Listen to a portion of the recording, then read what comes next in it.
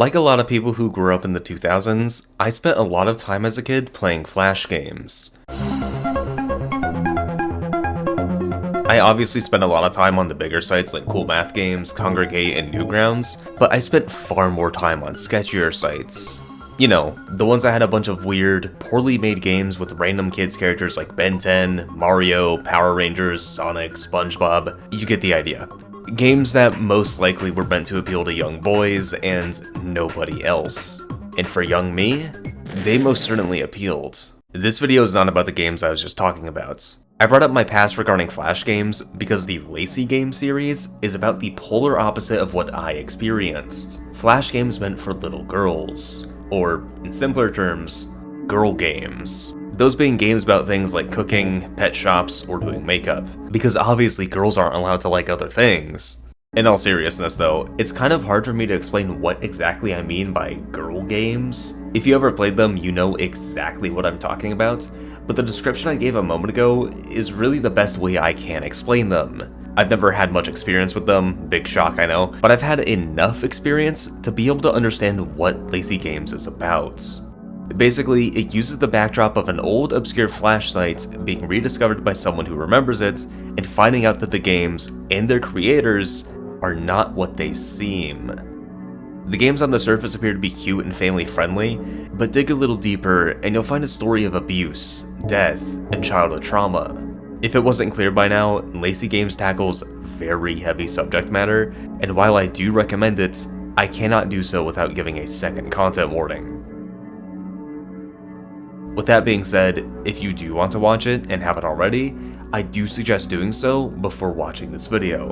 I'm going to spoil the entire thing, given my intent here is to explain the story and its symbolism, at least up to where it is now. That's all I can say for now though. Before we get into it, as always, if you enjoyed this video, please do leave a like and subscribe, as it really helps me out. But now, without further ado, let's dive right into the disturbing rabbit hole of LaceyGames.com. Not really, that's a later video. We're starting with Lacey's wardrobe.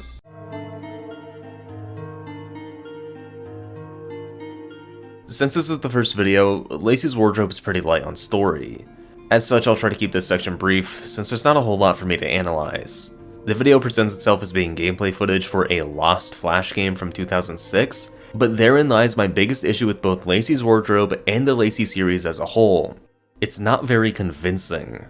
I know, that's kind of an insane complaint to have about a series that feels like a borderline creepypasta, especially since it's by no means trying to be realistic, but stick with me for a second. What I mean by it's not convincing is that this doesn't look like actual gameplay footage. To the video's credit, the series creator Ghost Tundra has said that Lacey's wardrobe was made in only 24 hours, so I can forgive it looking a bit off knowing it was made quickly. Besides, it's not a bad video, I just wish there was some sort of animation showing that the buttons were actually being pressed. Even if it was just a static PNG of a mouse cursor moving around, I think that'd help a lot. But then again, this is at the end of the day just supposed to be a spooky YouTube video, so it's not that big of a deal.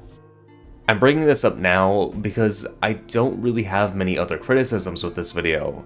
I think it's the worst of the videos in this series, but that doesn't mean it's bad at all.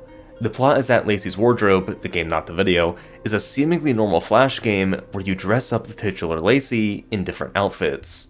But it's quickly revealed that she has a stalker. At first he, well, stalks her, but later he starts calling Lacey's phone and leaving mysterious gifts on her doorstep.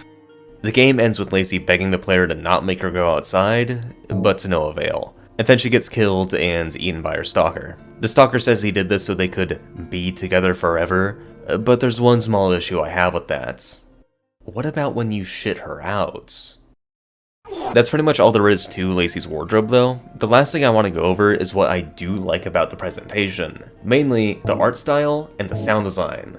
The art in the Lacey Games series is consistently a high point for me, as I think Ghost Hunter's style in general is fantastic, though I do especially like the style they use here. It has a very clear Y2K influence, but still feels slightly off, which I think helps show immediately that things are not as they seem. Lacey's more muted color palette is also interesting to me. I'll talk more about it later, but I do think it's a deliberate choice considering how her character is. All you need to know right now is that Lacey doesn't seem like the happiest person, and I think her muted colors reflect that. There's also the image used for the stalker character, which is decently creepy, and I especially found the jump scare of him at the end to be unsettling. Speaking of, the scene where he eats Lacey really disturbed me when I first saw it. I think it was just that it was around 1 AM and I was staying over at a friend's house, but I remember watching this video for the first time and actually feeling like I was being watched. Now that I know what to expect, it doesn't affect me as badly, but I still do find this ending scene, especially due to the sounds of Lacey crying as she's being eaten, to be decently disturbing. Let's talk more about that sound design. There's two main standouts to me. One being the ending, which I just talked about, so let's go over the other one first, which is the sparkle sound effect used throughout the video. This sound effect is perfect. It is exactly the kind of thing I would expect to hear in an old girl game like this, and that goes for the ringtone heard later in the game as well. The audio glitching a bit whenever the stalker is present is a great touch, and the sounds of him breathing while he stalks Lacey in the second part of the game are pretty creepy. Also, the music is good. The song at the start of the video fits really well for a 2000s girl game, especially a more low budget one, and I like how it slowly gets more distorted as the video progresses. Unfortunately, I don't really have much else to say though, since there really isn't too much more for me to talk about. That's really the biggest issue with Lacey's wardrobe, aside from the presentation not being as good as it could be, as it's super bare bones. I imagine at the time this was planned on just being a one-off video, so I won't be too harsh, but like I mentioned earlier, there's no real story here. Lacey's wardrobe is also mostly detached from the main story, unless you count one theory, so it's really just a weird, one-off video that doesn't quite fit in with the rest. I also think some of the horror doesn't land super well. Around 2 minutes in, there's a jump scare of a slightly distorted Lacey face, and I just can't take it seriously. It feels super forced to me, and I don't think it was really needed. This is a bit of a spoiler for later, but I think it's implied that a lot of the Lacey games were made creepy on purpose. But this still feels out of place with that in mind. Now, does this jump scare really need to be anything other than a jump scare? No, not really. But still, personally, I think the later videos handle jump scares much better. Regardless, I think the stalker stuff is done really well, and throwing in a random, kinda shitty jump scare doesn't really ruin that in my opinion. With that being said, I think I've exhausted pretty much everything I can say about Lacey's wardrobe. It's a good video, don't get me wrong, but compared to the rest of the Lacey series, I think it's easily the worst. On its own though, it's still a good digital horror video, just with a few flaws that I think hold it back from being truly great. The art and sound design are the real highlights here, especially when it comes to the stalker stuff. He is legitimately creepy, and I'm glad the series was able to nail the horror in its first episode, for the most parts. And yet, somehow, it only gets better from here.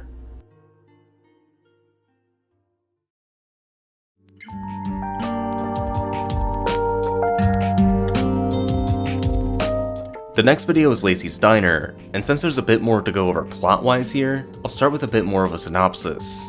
The video starts with a loading screen, which already makes us want an improvement presentation-wise, alongside some text from an unseen narrator character who we can assume is the one uploading and recording the gameplay. In the description, we learn this character is named Char887, and she is the main protagonist of the Lacey Games series. We find out her name is Charlie later, so for simplicity's sake, I'm going to refer to her as Charlie from now on. Anyway, this video is presented as being Charlie finding a secret hidden ending in the game Lacey's Diner. I think this concept is really cool, and it works slightly better than having the scary stuff just be out in the open, though there are some instances of that I think do work. More on that later though. The video continues with Charlie showing the gameplay, which is just a basic cooking game where you just click ingredients in the right order. There's a timer in the corner, and when it gets to the last 10 seconds, the game becomes distorted and some spooky noises start playing. Charlie finishes the level at the last second though, so we don't see what happens when the time runs out just yet. The game then cuts to Lacey serving the customers, kinda Papa's Pizzeria style, and then the video skips to the game's normal ending. Lacey's Diner is the best in the world, and she is happy. She will not be happy for long. As I said earlier, we're shown that the secret ending is obtained by waiting for the 3-minute timer to end on each of the 3 days, and on the first day, this happens. Lacey's arm appears to have cuts on it, which shows us that she is not as mentally stable as she appeared to be up to this point. The words, stupid, slow, useless fuck, and failure are also on screen here, and these are most likely Lacey's internal thoughts. This is especially true for this video, but from now on, we're shown that Lacey has a lot of thoughts about taking her own life. We're then shown that the costumers, all left because Lacey took too long, and then the game cuts to a real photo of a diner as Lacey claims that this is all she has.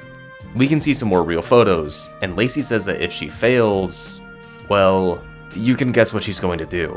Charlie then says, this is clearly not for kids. Okay, not exactly, but you get the idea. Which I think is a bit dumb to throw in here, but I think it's also good for showing that this isn't taking itself too seriously. That's something that I think the Lacey series does well. It knows it's edgy and kind of silly because of that, but it still treats its subject matter with respect and never goes full irony mode. I've seen far too many analog or digital horror projects either take themselves too seriously or not take themselves seriously enough. And thankfully, I think this is a case of neither. Anywho, running out the timer on the second day causes another jump scare to happen, this one having a weird collage looking image of Lacey, which I believe is partially using the face of Ghost Tundra. I'll talk about this more when we get to the next video, but Ghost Tundra portrays both Lacey and the co-founder of Lacey Games, Lacey's in-universe creators, Rocio Yanni. We quickly learn that Rocio is the reason why the games are like this, as they reflect her past trauma. More on that later though. Lacey is implied to either be Rocio, or, at the very least, based heavily on her. And this is our first real instance of that idea being shown to us. Keep everything I just said in mind for later though, as we won't really see any more of Rocio until the next video. We're then shown a brief flash of this image, which says what growing up is all about, followed by some stuff about death row. I'm gonna ignore the death row stuff since I think it's likely just there to be edgy for the sake of it, and I'll instead focus on the line, what growing up is all about. Later on, there's a line that keeps repeating, which says, these are the real girls' games. And I think that's what the line, what growing up is all about, is, well, about. These games were probably at least partially made to warn young girls about what could await them in the real world, contrasting the idealistic imagery these types of games usually employ. Lacey then complains about the customers not being able to wait 3 minutes for food, and how she's trying her hardest, but she's barely able to survive. She then says that she hates them, and will make something tomorrow to feed them, as they, quote, face what they did to her, unquote. This is unfortunately where I do have to criticize the video a little bit, as I think this line is really cringe.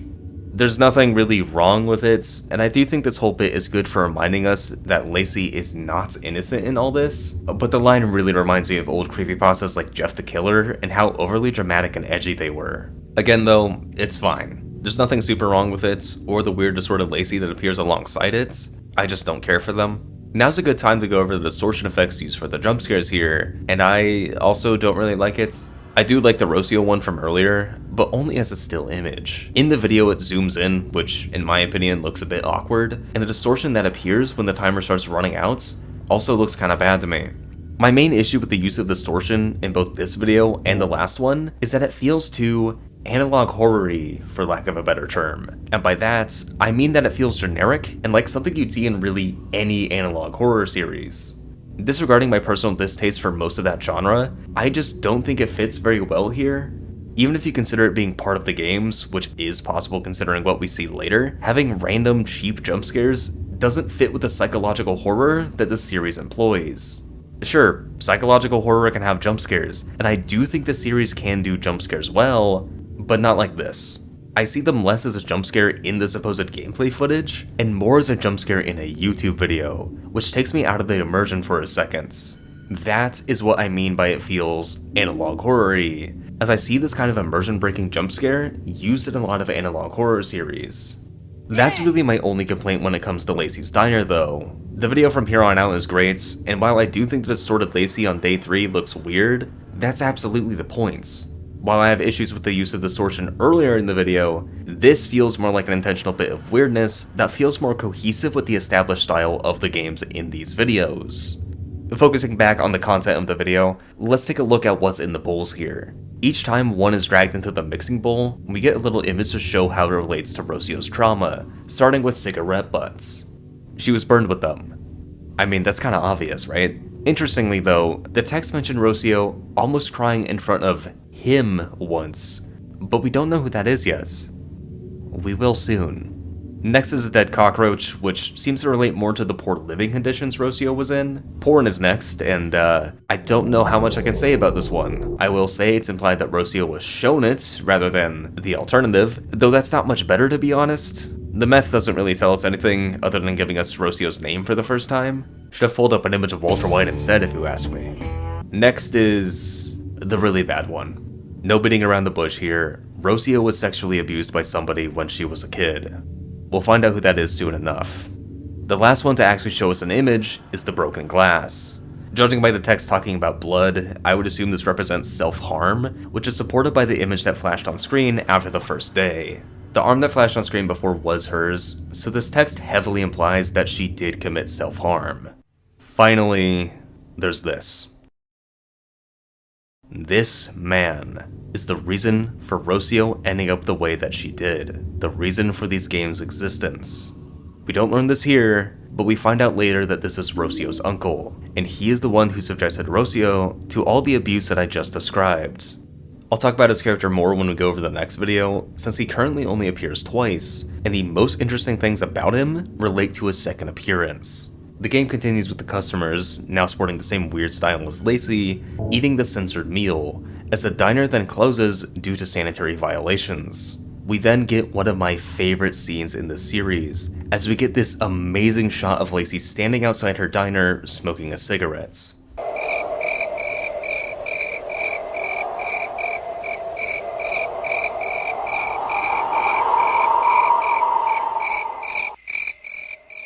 I don't know why, but I really just love how she's drawn here, and the ambience also lends itself really well to making this a very sobering scene. Lacey claims that this is it, and then it cuts to her dead body in the alleyway that was shown earlier. Now, I will say, with both Lacey's wardrobe and the next game in mind, I don't think this is actually Lacey's death.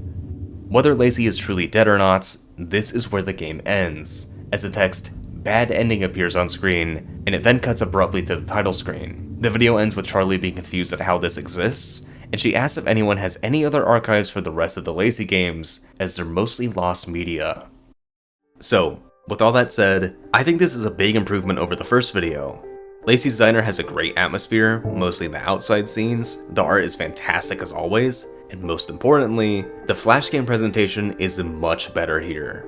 I think the restaurant sim genre is probably easier to convey in video format, but the ingredients actually being dragged into the bowl helps a lot with making this look more like actual gameplay. Really, my only complaint now is just that I wish there was a cursor on screen, but this works well enough in my opinion. Also, of course, the story here is great.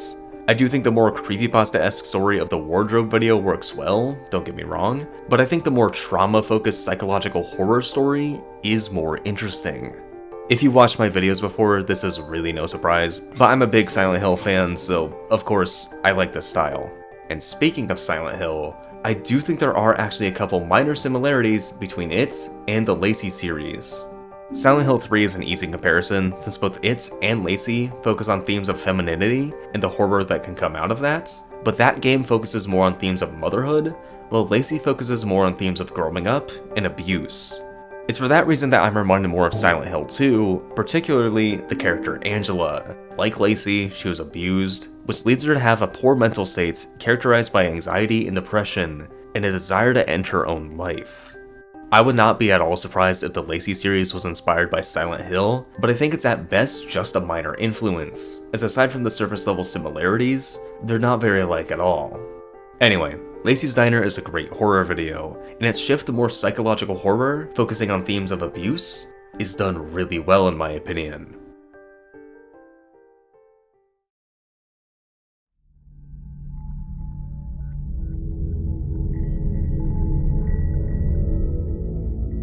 This brings me to the next video, which is titled Lacey's Pet Shop. This is where the lore and story starts getting more fleshed out, and given this video is 16 minutes long, I'm going to try to summarize things as best as I can. If you still haven't watched the Lacey Games series, I suggest at least watching both Lacey's Pet Shop and the next video I'm going to cover, as there are going to be details I have to leave out for time. The video opens with an animation of Lacey listening to her legally distinct MP3 player as an interview between Charlie and Grace Aesop, one of the co-founders of Lacey Games, plays. Immediately, Grace feels a bit off to me. She starts by making sure the interview is staying private, and she seems a bit frantic and possibly scared of something. She then claims she's not affiliated with LaceyGames.com, or its developers Lacey Games, but we're shown proof that she very much was. Again, she's the co-founder along with Rocio, and we learn in a minute that all the spooky stuff was Rocio's doing. But can we really believe that? We have no reason not to, at least not right now, but I'm still suspicious of what Grace is claiming. Grace also complains about parents whining about the quote-unquote fake games, while the video shows screenshots of parents, well, complaining. Justifiably complaining, but complaining nonetheless. I mean, imagine you're the parent of a small child, and you find out this seemingly safe kid-friendly Flash site is actually hiding disturbing imagery, which is barely even hidden in the first place. I'd complain too. Anyway, at least in my eyes, this confirms that the spooky stuff in these games isn't anything paranormal. And the only reason I'm mentioning that is because I do think there's some paranormal stuff in this series. However, the games themselves don't seem to be. These are just normal Flash games, albeit spooky ones. The video continues by cutting to the titular Lacey's pet shop. We see a little intro for Lacey Games this time, which helps us look more like actual Flash gameplay. What also helps is that the objects in the game are actually dragged onto the pets, but more on that in a second. These two things make Lacey's Pet Shop the most believable of the games shown so far, though again, believability isn't really that big of a deal for a series like this, which clearly isn't concerned with it. Still, I'm glad more effort was put into the presentation to make it look more like actual gameplay, even if it's just for the sake of visuals. The gameplay this time is simple. I already mentioned that you just drag stuff on the pets, and the most interesting thing about it is that the requests get darker as the game continues. I know for a fact I've played Flash games that played exactly like this, and I'm sure I played, or at least saw one, with a similar premise. Before we move on to the spooky stuff though, I want to briefly talk about the art again. Remember how I mentioned earlier that I think Lacey's more muted color palette is intentional? Let's compare her to the people she helps in this game. Notice how the four normal clients, even the emo, are a bit brighter and more saturated than she is? I think this is intentional to show Lacey's more dark personality, as the last two clients also have a more desaturated palette. Speaking of those clients, I think the jump scare with the old guy and the turtle is fine. It works better than the distorted stuff from the first two videos, but I still think it feels more like a jump scare in an analog horror video than a jump scare in an actual Flash game. Still, it works a lot better here, since the scare is woven into the visuals of the quote-unquote game, instead of just being a bit of distortion thrown over Lacey's face. After the turtle guy, there's the guy who wants Lacey to kill a rabbit, and from here on she starts to look scared. And it's at this point where the real horror begins.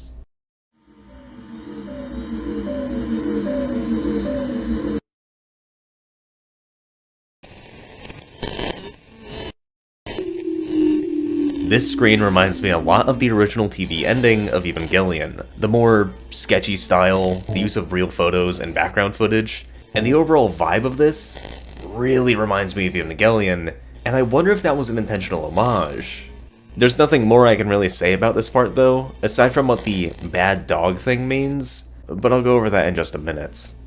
The game switches to a point-and-click adventure in this spooky area, and the path forward to the house is blocked by a skeleton cat.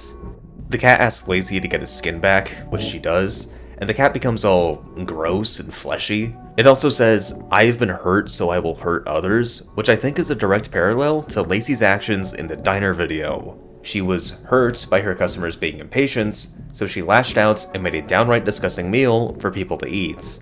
The cat got its skin stolen, so it attacks Lacey when she tries to enter the house. Then we cut to the inside of the house, and there's 3 paths to go down. The video starts with the left, so I'll go over that first. There's some dining pigs here, and then there's a jump scare with some text that flashes on the screen, as well as a picture of a dog. I know I keep saying I'll talk about this later, but this is another thing I can't properly go over without the proper context. For now, all you need to remember is that the pigs are likely representing the uncle and possibly some accomplices, and the flowers likely represent Rocio or Lacey.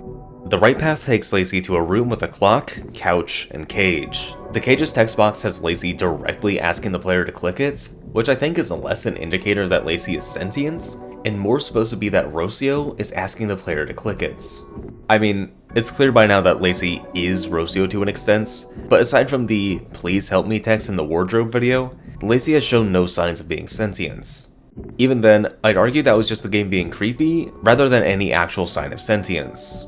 Anyway, Lacey climbs in the cage, saying, "Yes, I know. Nobody forced me back inside, but this pain just hurts so comfortably."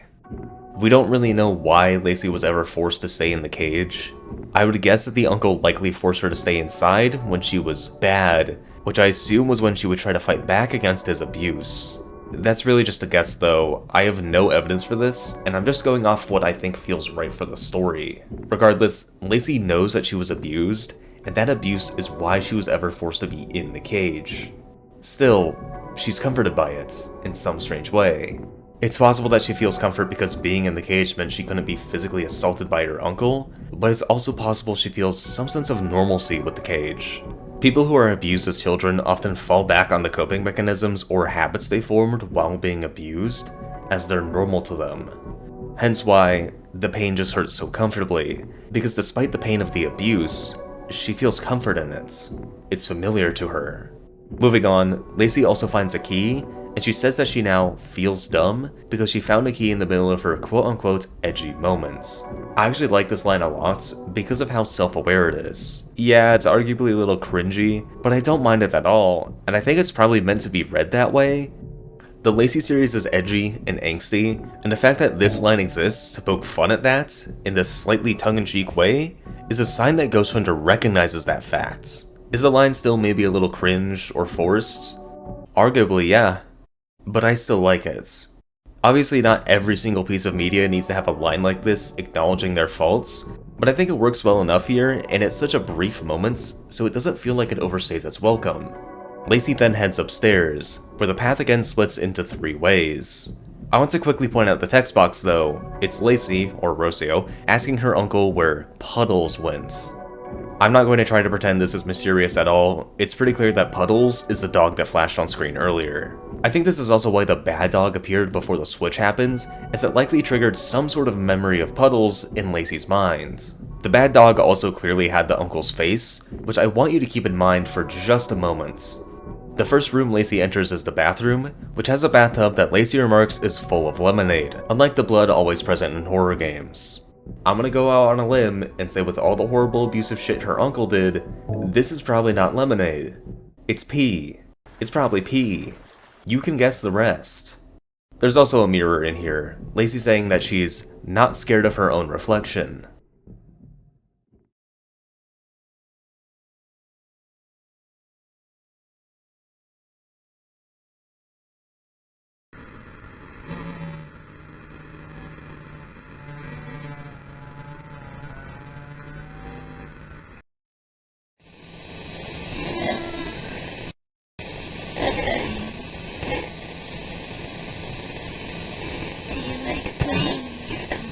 Rocio says something along the lines of, "I made lots of games for you." Then she repeats the line, "These are the real girls' games," before it cuts back to the normal gameplay.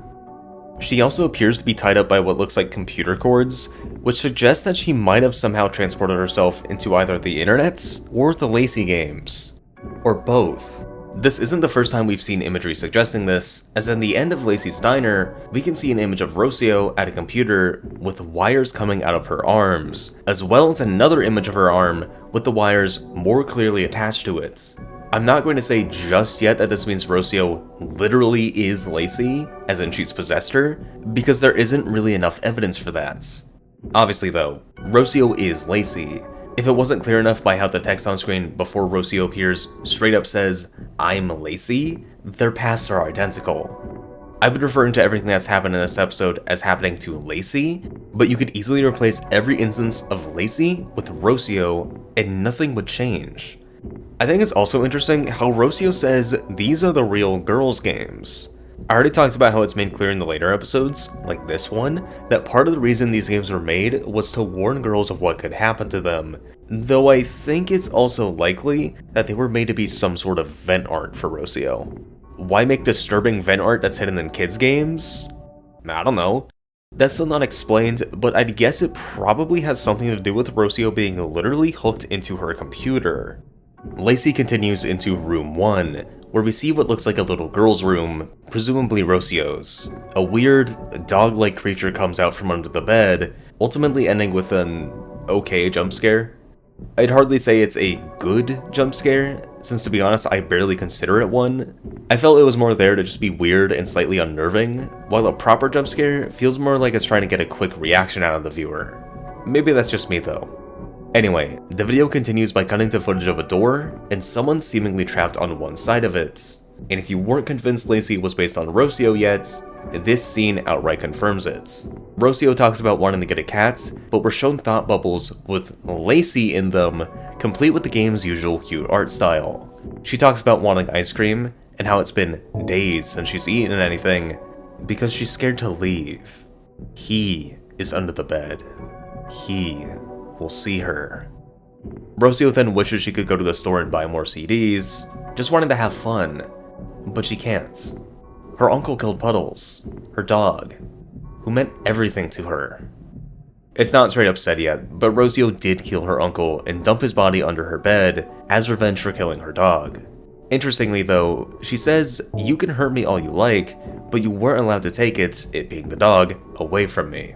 Rocio, to some extent, accepted the abuse.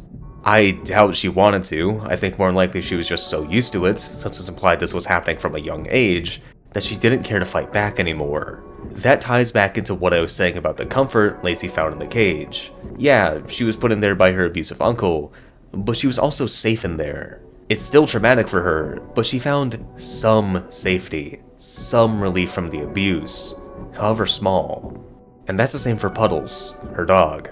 She likely provided the brief escape from the abuse, and now that she's gone, Lacey has nothing.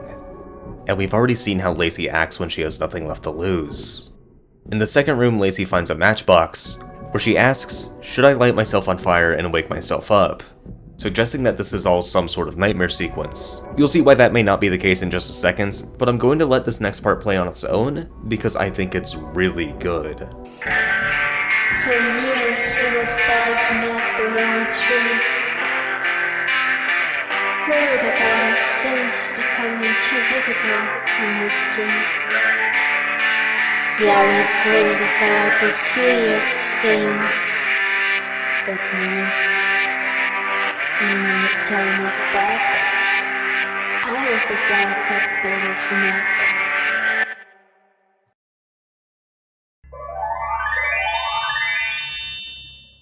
I went back and forth a lot on if I think this scene is supposed to be literal or not. I've come to the conclusion that I don't think it is, just because we do see Lacey die in pretty much every single one of these games, so I think it's unlikely that anything would change here. Besides, there's some stuff I'll talk about later which suggests that Lacey can't truly die anyway. What I want to instead focus on is if this is indeed a dream sequence, and I think it's a lot more clear that it wasn't. Lacey, or Rocio, likely is lying to herself about her trauma just being a bad dream so she can try to move on from it. Obviously that is not a very healthy coping mechanism, but I don't think Lacey is a very healthy person mentally. Girl needs some therapy for real.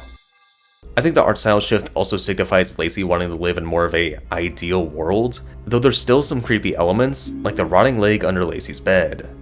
If you remember from the door sequence, Lacey's uncle's corpse was under her bed, which means that jump scare earlier was likely also supposed to be him, and since we can see his leg here in this ideal world Lacey has dreamed up for herself, that means that the events we were shown did happen, at least to an extent. There's gonna be another instance of Lacey ignoring her trauma via daydreaming, by the way, so just try to remember this concept for later. I don't really have a good segue for this, but I want to focus on the candle imagery and the actual dialogue that was present in the ending.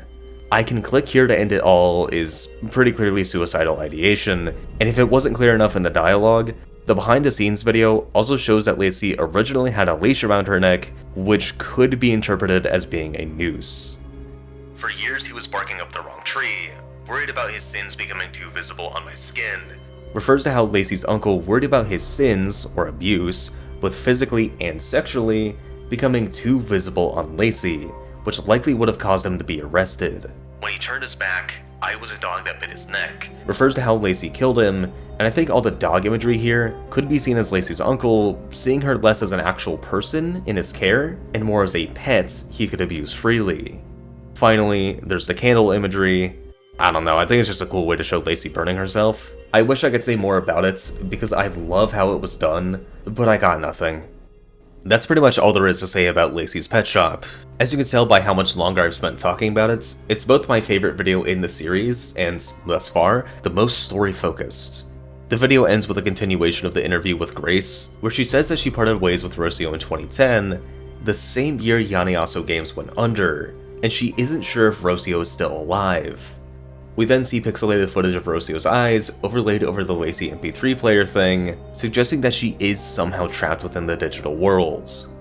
As I said earlier though, it's unclear if that means she's directly possessing Lacey, or if this is affecting the games at all. Maybe. We'll find out in the next video. Right after this break.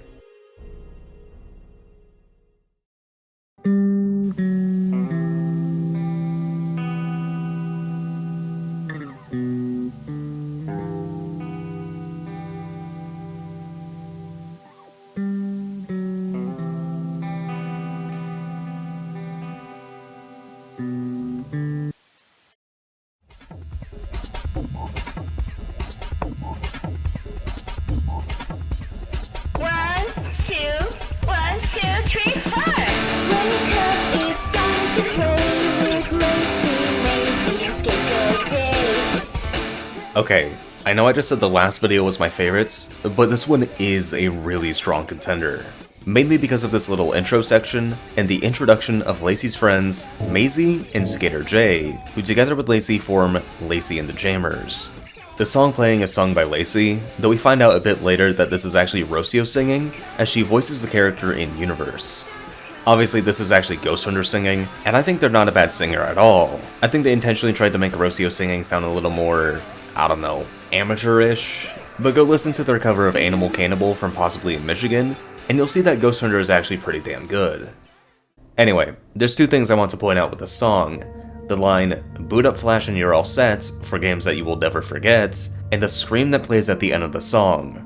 I'll cover the scream in a moment since it segues into the next Grace interview, so focusing on the line, yeah, you could definitely say that people will never forget these games. If they actually existed, they'd be extremely traumatizing to the kids that played them, but to me, assuming this line is an intentional reference by Rocio to the contents of the games, this is just more evidence that the games were always like this, and that Rocio being hooked up to the internet somehow has either nothing or very little to do with it.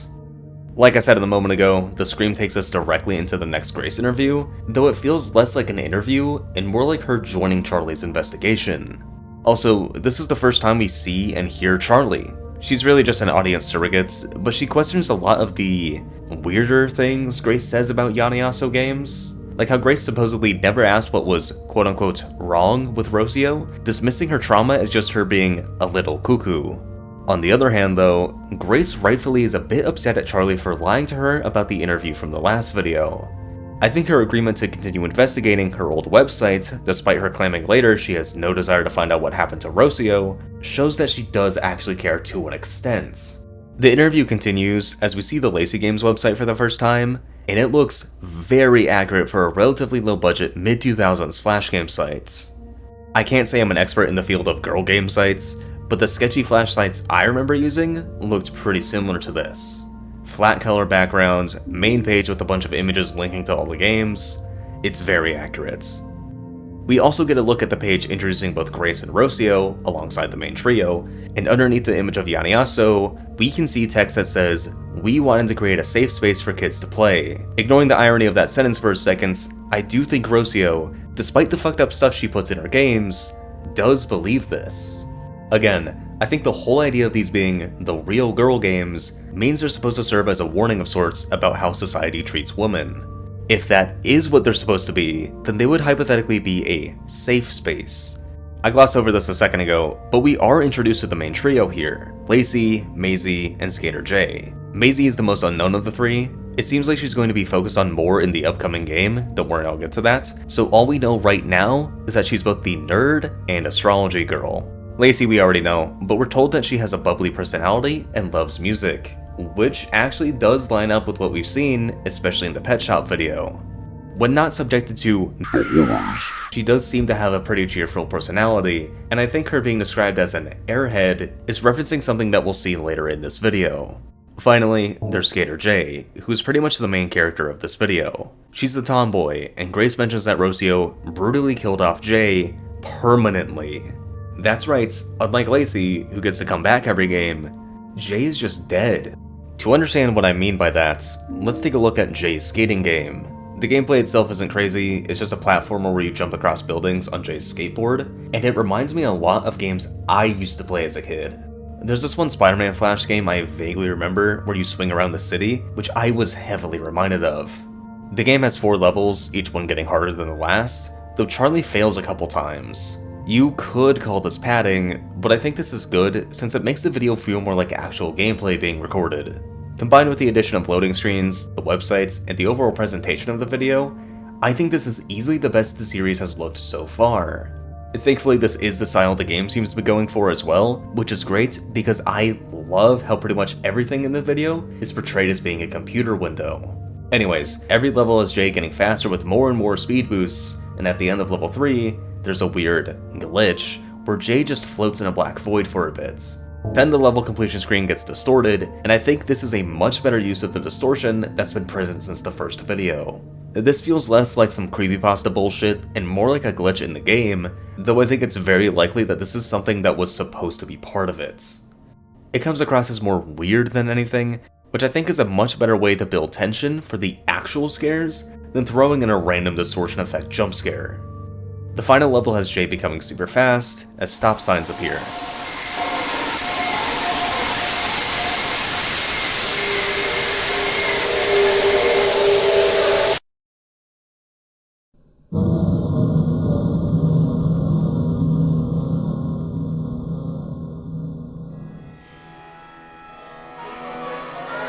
You know how I've been comparing the series to creepypastas the whole time?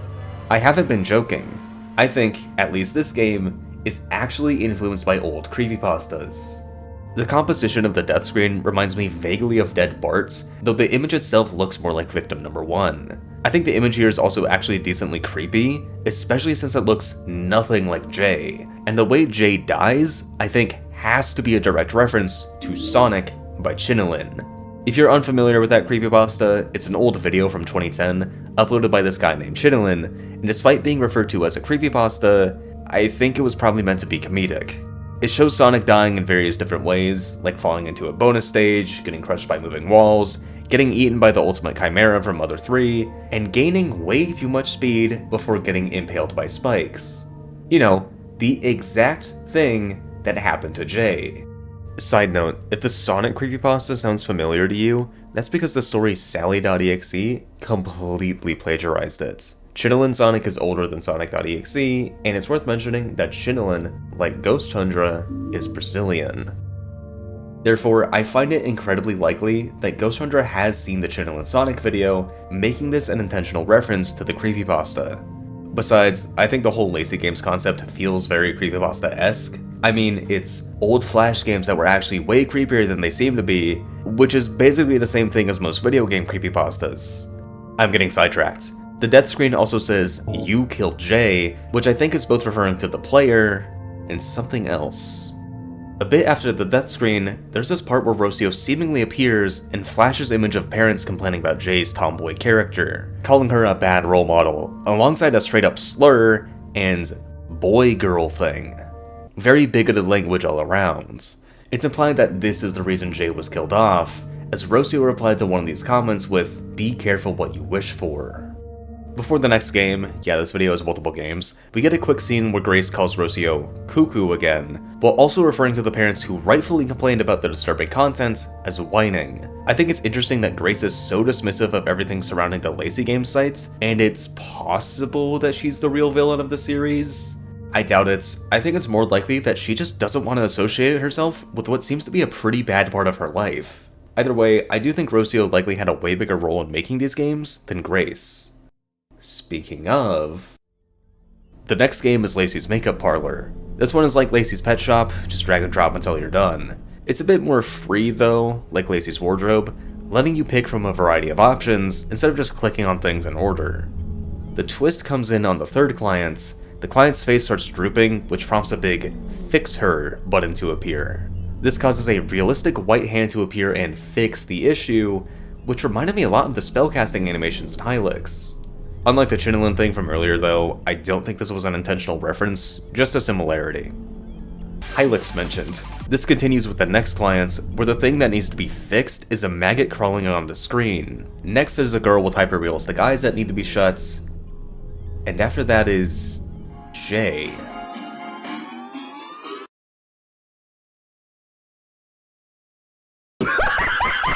Okay, I'm sorry, I just really can't take this image seriously. I have no clue what it's even supposed to be. Regardless, yeah, if it wasn't obvious enough, the big twist here is that the people Lacey's doing makeup on aren't alive. She's working as a mortuary cosmetologist here, someone who applies makeup to corpses to get them ready for funerals. We actually see this hinted at with the opening text, referring to these as "looks to die for," and this image that flashes on screen during the second client, which says, "hide undesirables with illusion." I think the undesirables in question could be both the fact that, these people are dead, but also the fact that Jay is here makes me think that maybe the undesirables refer more to traits that society wouldn't find to be traditionally beautiful, like Jay being a tomboy. I'll get back to that in a second though. Real quick, I just want to say, I think the slow reveal of this actually being about Lacey working in a morgue is done super well.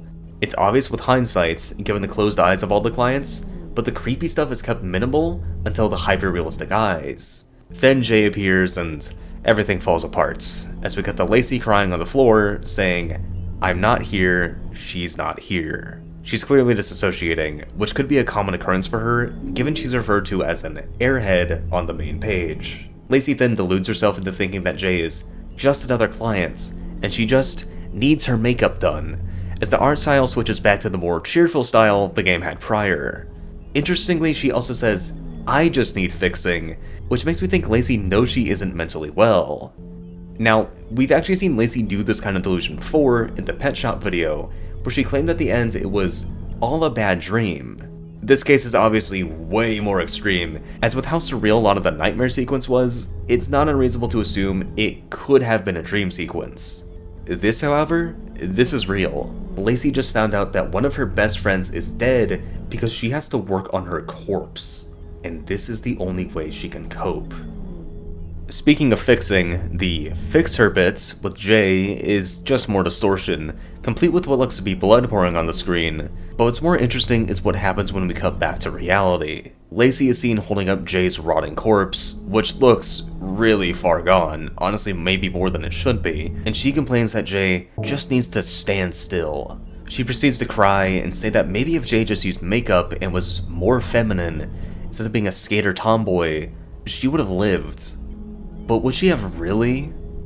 Sure, she might still be alive if she did, but I doubt she would have been happy. We then get to see Lacey apply makeup to Jay's corpse, however it's not applied very well. While it is likely because Lacey is freaking out and that's affecting her ability to properly put makeup on her dead friend, I do think this has a double meaning. Jay was a tomboy, and you know what tomboys stereotypically don't wear? Makeup. I believe this was meant to show both Lacey freaking out and how makeup wouldn't have fit on Jay. It's not who she was, and the makeup was never meant to be on her, despite what other people would have wanted. That's why I think that even if Jay did what Lacey wanted, she wouldn't truly be living. She'd be hiding her true self, and that is no way to live, if you ask me. However, it is worth remembering that Jay was killed due to hate comments about her being a bad role model due to her lack of femininity. So, in a way, Lacey is right. If Jay was just another feminine girl character like Lacey and Maisie, she wouldn't have died. But if every character is the same, that's boring. And if these are supposed to be the real girls' games, why leave out a big group of girls that won't relate to Lacey or Maisie? Jay needed to exist, to represent the girls who don't want to be overly feminine, and that unfortunately is what got her killed. Not the spikes, but hate. Hate because she was different. Okay, all of that aside, the game ends here, though there are a few brief images that flashed on screen, which I'd like to go over. One of some body storage in a morgue, which says, "Vanity doesn't die, you still can't be looking bad now," and the other has an image of a woman smiling, and text that says, "Smile for me, girl. I wanted to cry so hard I'd vomit. I smiled. I smiled because," I don't know, it's blacked out. "Doesn't matter, I'm here for display. Be pretty. And you don't look pretty when you cry." I think these are both supposed to be Lacey's internal monologue, how she thinks that she can't look bad by grieving or crying about the dead people she has to work on, Jay included. She sees herself as an object to be displayed, one that needs to be pretty, be vain, even while she's cleaning up corpses. The video continues with another scene of Grace and Charlie, though I think it's hard to make out anything they're saying due to more Rocio distortion. I actually like it here though, due to the fucked up creature that shows up. It reminds me vaguely of Username 666, which is one of my all-time favorite horror videos. It also looks sort of like Jay's corpse from her game, so it's possible it's supposed to be her? I don't know. Thankfully, the subtitles help make the dialogue here more clear. Basically, Charlie wants to find Rocio since she's been missing since 2010, and Grace wants no part of it. She flat out says that whether Rocio's buried 7 feet down or in a mental asylum, she doesn't care, and she doesn't want to know what happened. Eventually, Grace does agree under, honestly, like zero pressure, which again makes me think that she does care about what happened to her friends. I think it's unlikely that Grace has anything to do with Rocio's disappearance, though it is possible, and I would not be shocked if that's the direction the story heads. That is the predictable outcome though, especially with what the game introduces, so I hope the story does something more interesting. The video ends with another song by Lacey. The day after you were gone, I wish for all beauty to die. I wish the sky was tinted red, just like what I felt inside.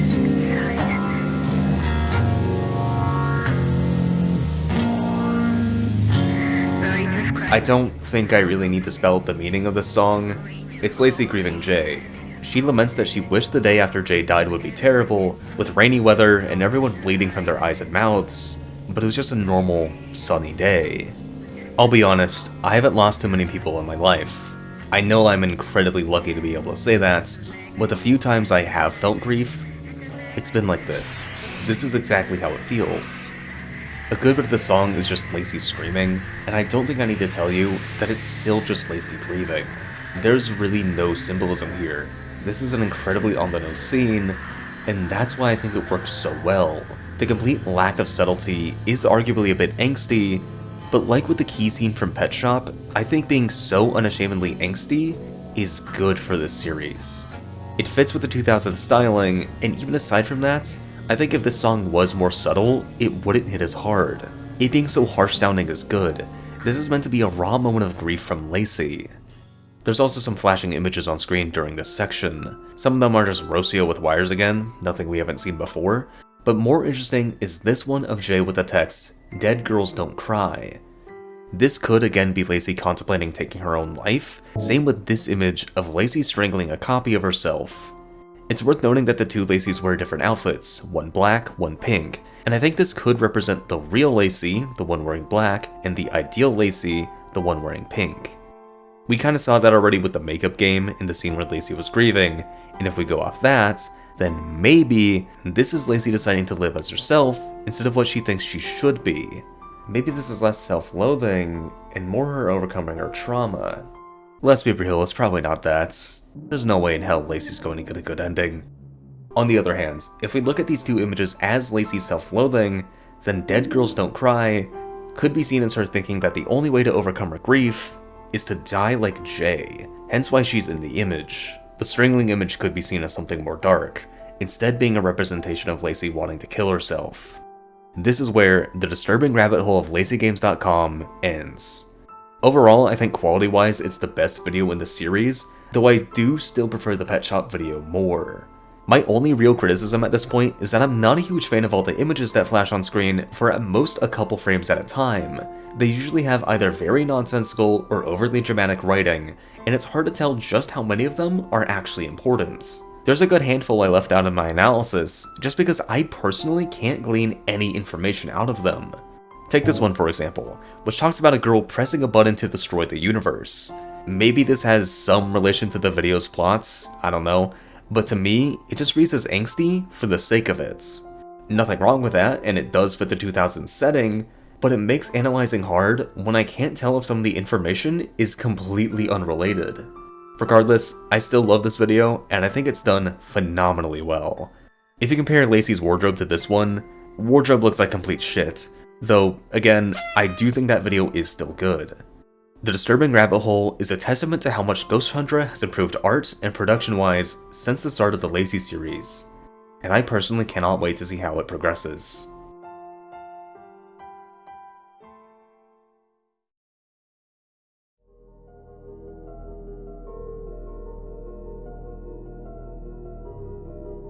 LaceyGames.com new Eerie Lost Flashgames is more of a trailer for the upcoming game than anything, but I think it's worth talking about since unlike the other trailers, which I am skipping, this one does have a new game for us to analyze.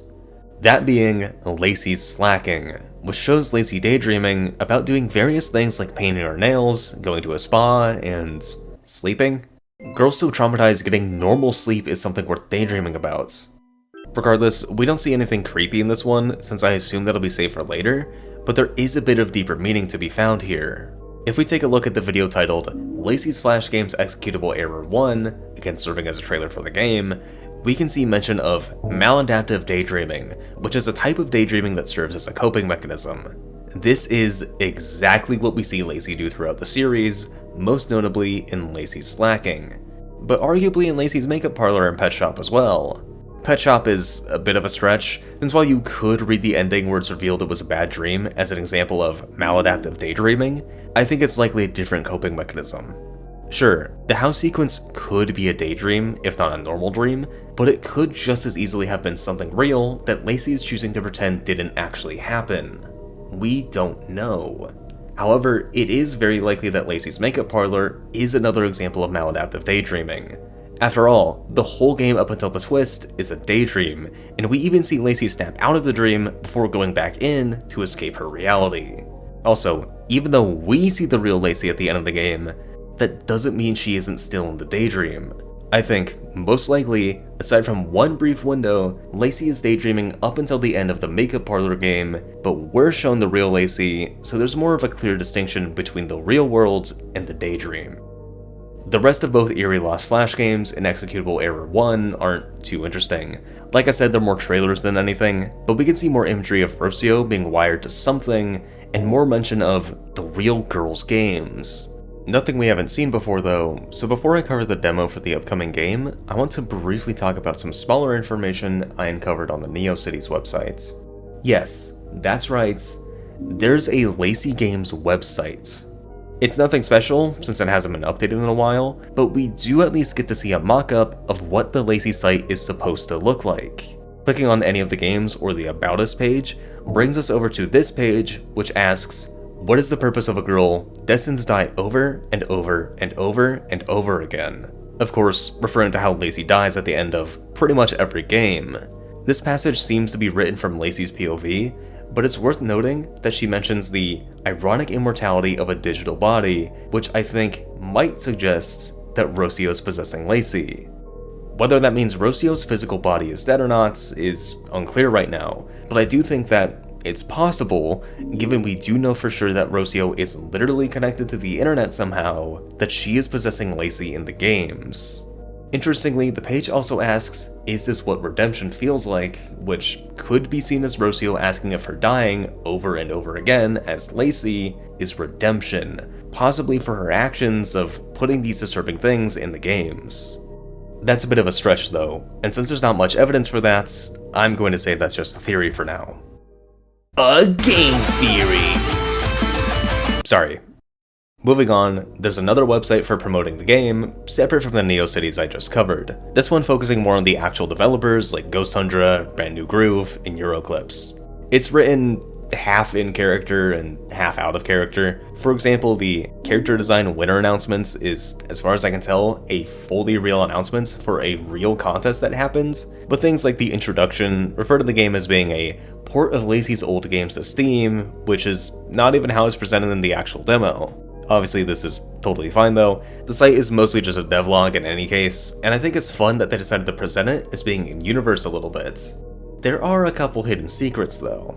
There's the Lacey camera, referencing the first episode of the Lacey's Webisode series. The contact page has a little joke about having to click Skater J to contact the devs, but the most important ones are the login page and this QR code that briefly appears when you try hovering over an image. These two things are actually related, as scanning the QR code just brings you to a different URL for the login page. Inputting Rocio as the username and that as the password brings us to this page, and I have no clue what it means. I was only able to make sense of it by copying all the words into a notepad document so I could read it in the intended order, and it talks about someone, presumably Rocio, forgetting who they are, shaping themselves with new clay, seeing them everywhere with eyes that shouldn't be there, increasing the light inside, and avoiding all the guilting. I can only assume the them referred to is the Lacey characters, but I truly have no idea what this whole page is about. As far as I can tell, the only other login is for Proxy, which leads to a whole ARG from one of the developers named Abacath. It's only tangentially related, at best, to the Lacey series, so I'll be skipping it, as any real relevance it has will likely be revealed in the full game. It's possible the other page I mentioned is also part of this ARG, and it's not from Rocio's POV, but it's more likely to be related to the main Lacey story since it's accessed with Rocio's information. Perhaps Rocio is forgetting who she is because of the weird stuff going on with her. You know, like how she's hooked up to a computer. Finally, before we get into the actual game, I want to talk about the webisode series I mentioned a moment ago. It's nothing special so far, as of right now there are only 2 episodes, and nothing creepy even happens in the first one. The second episode, Skate Park, is a little more interesting since it shows Jay dying, and it actually shows the spikes, contradicting my theory that they weren't literal. And it also seems to suggest that maybe Jay and Maisie like each other. As in they're gay.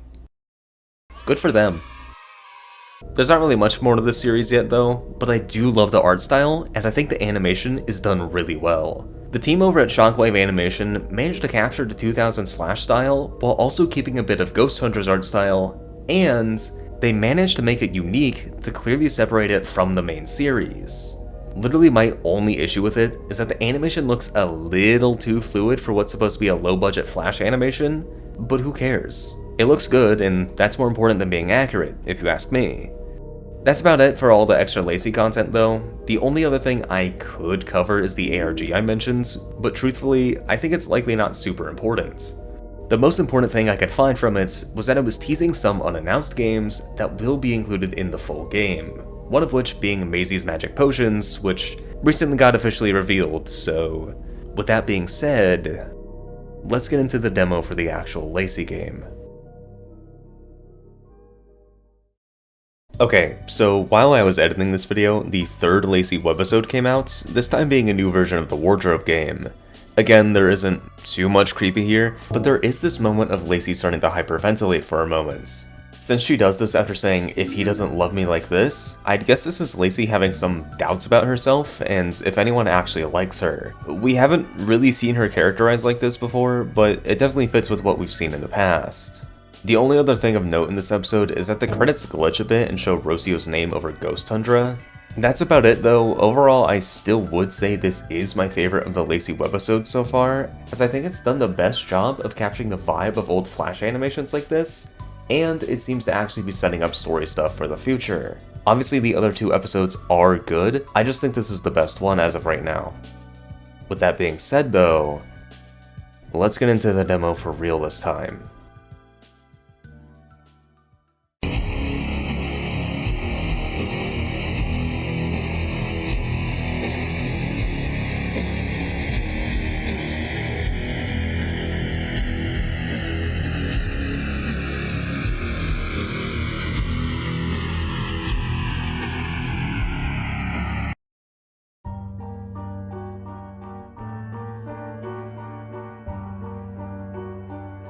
So, since the demo is relatively short and doesn't have much new content for me to talk about, I'm going to structure this a little differently.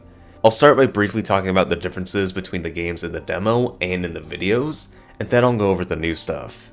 I think it'd be redundant to go through this chronologically like I usually do, since most of what we see here isn't anything new. Starting with Lacey's wardrobe, the only real difference here is that the ending has updated art, I assume because you don't have to pick the outfit shown in the video, and the video's ending showed parts of Lacey's outfits. Now's a good time as any to cover the theory I mentioned all the way back in the beginning though, which is that the stalker in this video is Lacey's uncle. Personally, I don't buy this one. Ghost Hunter has said that Lacey's wardrobe was made just because they thought it'd be cool to make a video about a quote-unquote lost Flash game, where it becomes more and more obvious that the girl in it is being stalked. Therefore, I think it's most likely that Lacey's wardrobe is detached from the larger story of Lacey's abusive uncle, which wouldn't even make it unique since Makeup Parlor is also unrelated. Moving on to Lacey's pet shop, the main difference here is that you can end the game normally without getting into the horror stuff. I think this is a good change, and it has precedent since we saw it in the diner episode, and I think that if every single game had the spooky stuff be blatantly out there, it would be kind of repetitive. The only other thing that changes from the video is the ending, which has different dialogue. Instead of Lacey talking about her uncle worrying about his sins being visible on her skin and being the dog that bit his neck, the dialogue refers more to the sexual abuse, with lines like, "You've breathed into me for years," and "Not one day goes by in which I don't smell your skin as if it was my own. I want to rip it out of me." The final lines are a lot more depressing in tone, showing Lacey's desire to end her own life, and implying that she knows she can't actually die due to being a video game character. If we look back at the NeoCity sites, the line, "What is the purpose of a girl destined to die over and over and over and over again," also suggests that Lacey has some sort of self-awareness, which could be further supported by her dialogue in the wardrobe game. That's about it in terms of the stuff that changed though, so let's go over the new contents. Starting with the plot of the game itself, basically Grace has hooked Charlie up to some sort of machine she made, so Charlie can access the old Lacey Games and find out what happened to Rocio. It's possible that this means Rocio was hooked up to the same machine by Grace, but there's no real evidence for that yet, so I'll refrain from theorizing that Grace is a secret villain of Lacey Games or anything stupid like that. Since this is just a demo though, that's it. There's not really much more plot than this other than what happens in the games, and as I've already gone over, there's barely anything new. The style isn't even super unique, since it takes heavy inspiration from the Disturbing Rabbithole, though since I liked it there, I of course like it here too. It also does something which I've never really seen in a game before, which is that every single thing in the game is a separate window. This has huge potential for puzzles in the final game, and I really hope it ends up being used more. My previous praise for the series' art style of course applies here too, so overall, I do think the demo's visuals are good, but they aren't anything we haven't seen before. One thing in here that is a little new is the fact that we can actually explore the Lacey Games sites, though there isn't much to do here. There's the fan space section, which I assume contains actual fan arts. The About Us section is pretty similar to the one seen in the Rabbit Hole video. The music button pulls up the Lacey MP3 player from the Petshop video, and the miscellaneous fun button doesn't do anything.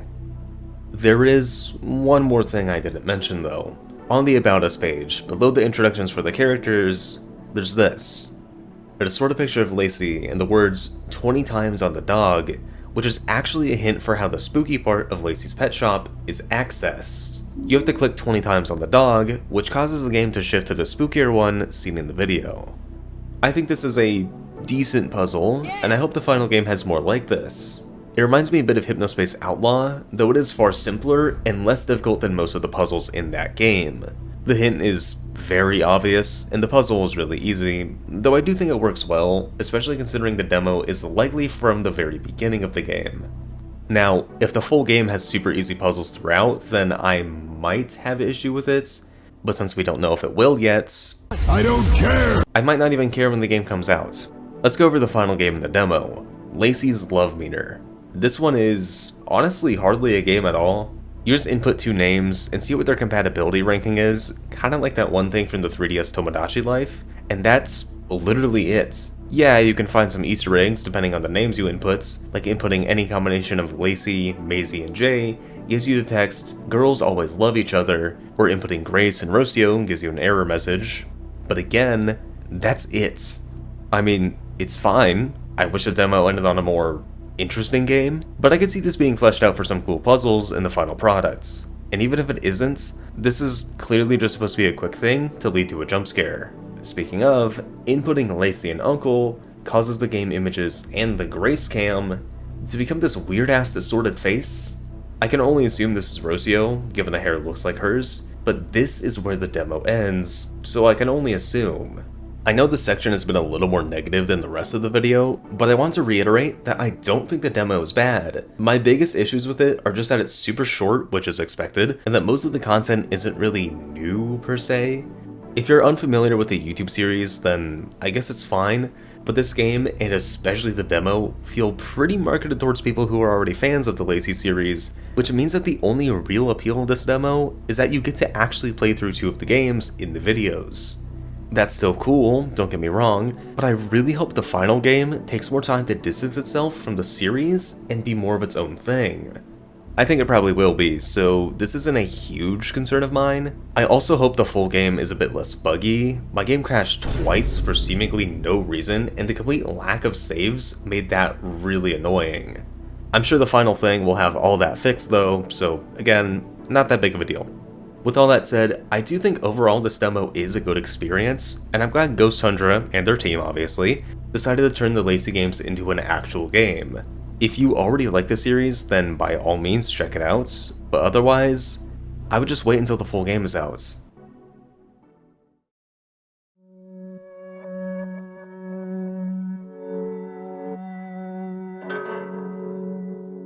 Now that we've finally gone through everything in the Lacey series, I want to go over what I think it all means. I think it's pretty clear by now that this is a story about trauma, abuse, and how that affects the female experience. When I say female experience, I don't necessarily mean that the things that happen in the series only happen to women, but these are themes that Ghost Hunter themselves confirmed in an interview with Makeship. Obviously there's way more to the story than just that. Just as a quick summary, Rocio Yanni was abused physically, emotionally, and sexually by her uncle, who later killed her dog Puddles. This caused Rocio to finally fight back and kill her abuser, hiding his body under her bed. Later on, we don't know how much later, Rocio meets Grace Aesop and they form Yanni Games in 2004, creating the Lacey character and Lacey's love meter as the first game. Jay and Maisie were introduced later, likely in 2006, since that's the earliest mention of them we know of, though we don't really know how exactly they fit in the big picture yet. We also don't know for sure why the Lacey Games are the way they are, but my theory is that the games aren't supernatural, though I will go over that possibility in a minute, and Rocio included her past trauma as some form of coping mechanism. Either that, or all her talk about the real girl games means that she is trying to warn the young girls who play her games of what they could experience as they get older. Really, there's no way to know for sure yet, but so far, those seem like the most likely theories to me. Lastly, we also don't know how involved Grace is in all this yet, but assuming she is telling the truth, she doesn't really have much to do with the spooky stuff. However, she does say in the demo that she made the machine that Charlie is hooked up to, which means that she could have also made the one Rocio is hooked up to. Maybe. Again, we really don't know yet. That brings us more into the whole presentation and style of the series, and how that ties into all the themes I just talked about. I don't want to say it's just, what if 2000s girl games but scary, but that is kind of what the Lacey series is. From my understanding, a lot of the inspiration behind the series' style just comes from that concept, though Ghost Hunter has talked about some of their influences outside of that, like Gorillas and Spooky's Jumpscare Mansion. I can definitely see the influence those had on the art style, which, again, I do think captures the Y2K aesthetic well, despite being clearly different. That's the thing though, Lacey Games isn't trying to pass itself off as being real. In today's internet horror landscape full of ARGs or analog horror series with ARG elements, having a story like this that's not trying to be anything other than fictional is refreshing. Yeah, I still wish the gameplay footage looked a little more real, so to speak, but it still works and is really well made. My complaints prior about the lack of a cursor or any real indication of buttons being clicked on were minor, and the only video in the series that I think could really benefit from either of those things is Lacey's wardrobe. Besides, the Lacey series still manages to capture the vibe of 2000s Flashgames perfectly, and I think that's far more important. Let's run through the games shown in the series again, and I want you to ignore the horror stuff and just think of them as if they were real for a second. Lacey's Wardrobe is a typical girl game, not unlike the countless dress-up games from the time. These were everywhere, to the point that I have played some, despite them not appealing to me in the slightest. Lacey's Diner is similar to something like Papa's Pizzeria, though I'm sure there's something more similar that it was based on, since they're not super alike. Lacey's Pet Shop is another typical girl game, with simple gameplay and cute visuals. I don't know of anything specific it could be referencing, but I don't doubt there were games like this back in the day. Jay's Skating Game is a pretty normal platformer for the era, and Lacey's Makeup Parlor is absolutely based on some specific old girl game, but again, I don't know too much about those. Finally, Lacey's Love Meter is something. I looked up Love Meter to try to find if there were any old Flash games like it, and while I did find sites that had similar things, there wasn't anything quite like Lacey's Love Meter. I think, unironically, the Tomodachi Life Compatibility Tester comparison is the closest thing I know of, but please let me know in the comments if there's a more direct inspiration I somehow missed. At any rate, my point here is that the games fit the time period they're supposed to be from perfectly. Replace Jay with Ben 10 and the skating with him being in a truck or something, and you have a game that I definitely played when I was little. Minus the corpse at the end, probably? The last thing I want to talk about here is how the horror stuff is done in the series, and I think it's mostly done well. I've already talked about how I don't like the distortion because of how it feels a bit generic for a digital horror series, so I won't go over that again. I will instead briefly talk about how I think the other jump scares, like the pigs in Pet Shop and Jay's corpse in Rabbit Hole, are done really well. The pigs in particular are creepy without going too overboard, especially when you consider what they symbolize. Remember how I said the Lacey series is about trauma and abuse and the overall horror of the female experience? Now's finally the part where we go deeper into that. I've already talked about the thematic reasons for Jay's death, but just as a quick refresher, Jay was killed because she's a tomboy. Parents complained about her because of internalized misogyny. Jay was different and therefore a bad influence, even though she was probably good actually, and toxic femininity. Toxic femininity being the opposite of toxic masculinity, which is the preservation of toxic stereotypes, in this case relating to women. It's similar in concept to internalized misogyny, but from my understanding is more focused on stereotypes, similar to toxic masculinity. Toxic femininity is ultimately what got Jay killed, and the idea that she would have lived if she was more feminine is an extension of that. To me, this is a pretty clear indication that Lacey is a victim of internalized misogyny, at least to an extent.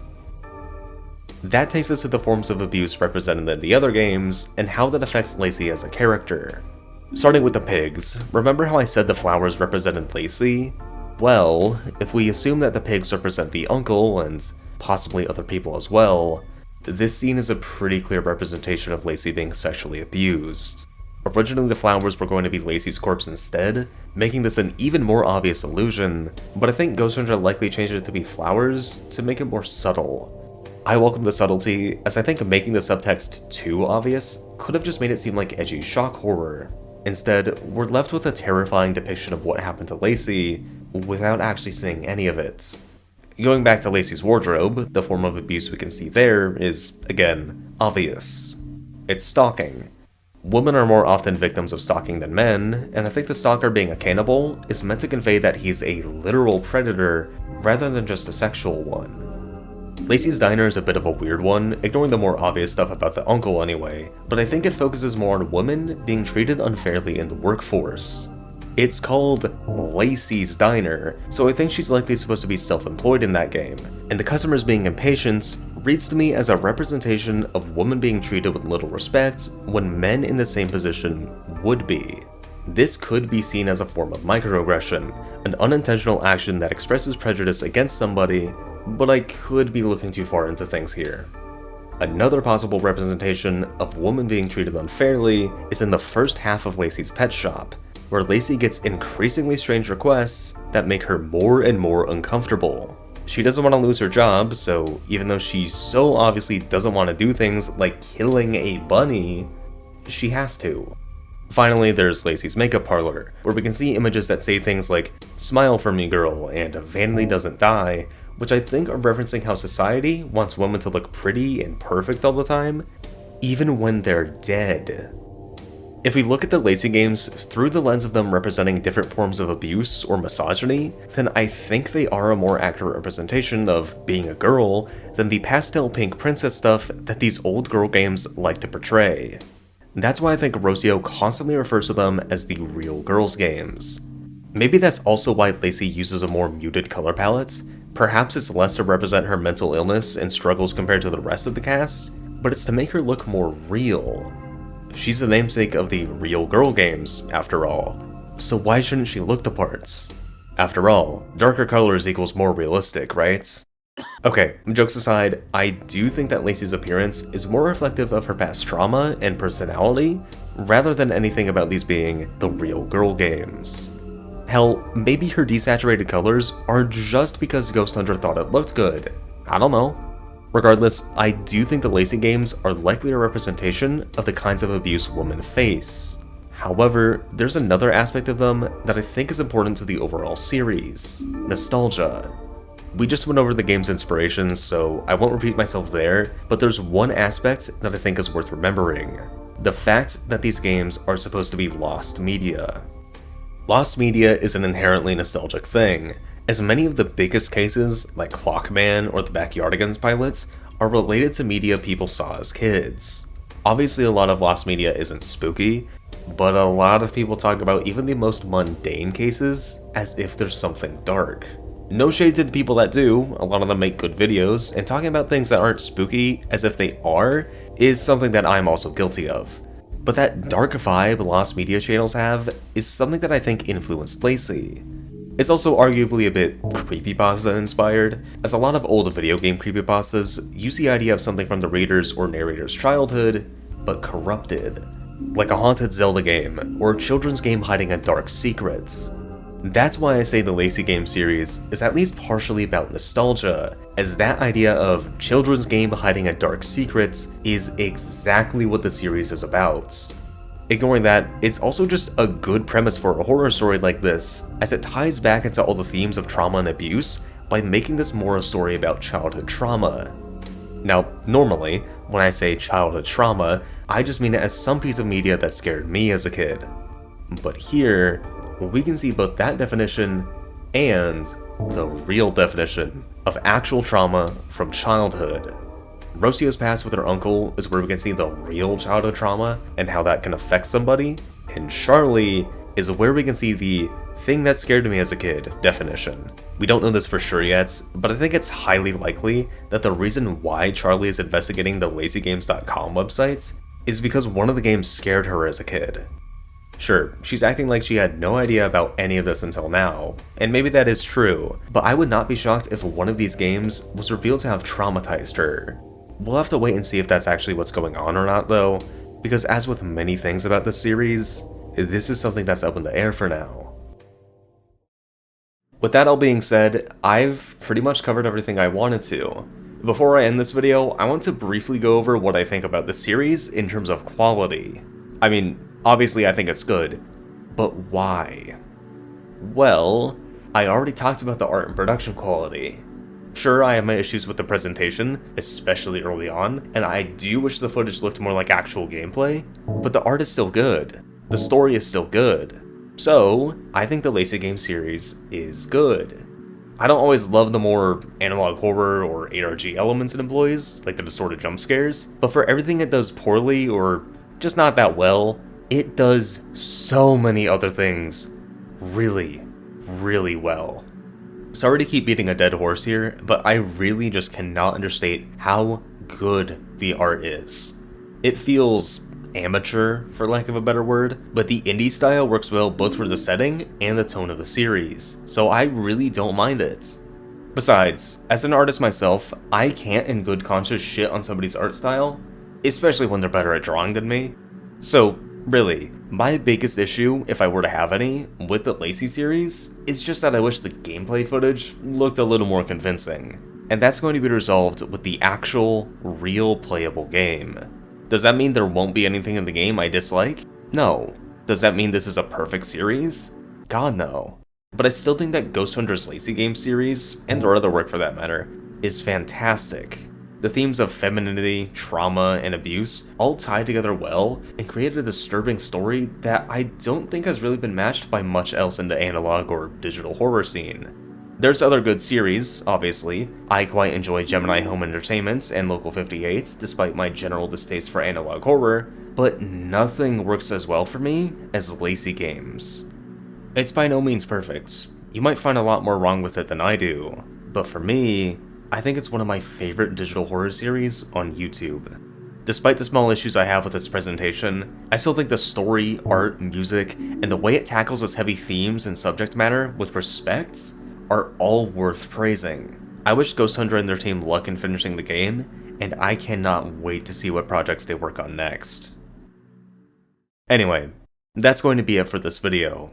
As I said in the intro, I highly recommend checking out the Lacey Games series if you haven't already, and I do think that even though I've gone over literally every single thing about it, if you've watched this video this far, you'll probably still get some enjoyment out of it. Despite how straightforward the story is to me, I do still think there's a lot open to interpretation, and I'd love to hear your theories in the comments. But with all that said, thank you so much for watching. Stay safe out there, and good night.